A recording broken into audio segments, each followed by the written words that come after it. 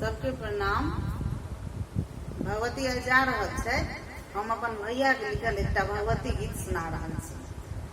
प्रेम के नगरिया अहाँ बियौ हे जननी, अहाँ बियौ हे जननी, पुत्र परल असहाय। प्रेम के नगरिया अहाँ बियौ हे जननी, अहाँ बियौ हे जननी, पुत्र परल असहाय।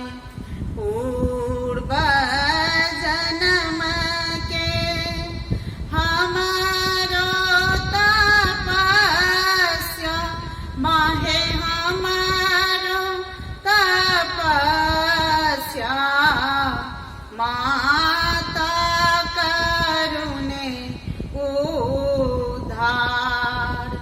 जननी करुणे उद्धार। प्रेम के नगरिया अहाँ बियौ हे जननी, अहाँ बियौ हे जननी, पुत्र परल असहाय। गंगा जमुना मासों माटी मंगायब, माहे माटी मंगायब, मैया के मूर्ति बनब, मैया के मूर्ति बनब। प्रेम के नगरिया अहाँ बियौ हे जननी, अहाँ बियौ हे जननी, पुत्र परल असहाय। निक निक मूर्ति बनबियौ यौ पंडित, बनबियौ यौ पंडित, मैया के रूप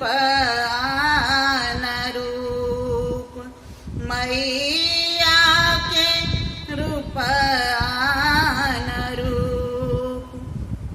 प्रेम के नगरिया अहाँ बियौ हे जननी, अहाँ बियौ हे जननी, पुत्र परल असहाय।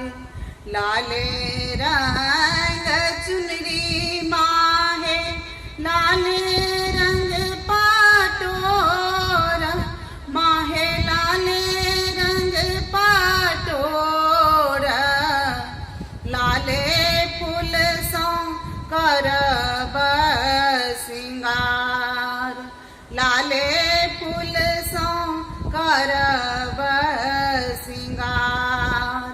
प्रेम के नगरिया अहाँ बियौ हे जननी, अहाँ बियौ हे जननी, पुत्र परल असहाय। पुत्र कुपुत्र बनल छी हे माता, बनल छी हे जननी, माता न बनए कुमात, माता न बनए कुमात। प्रेम के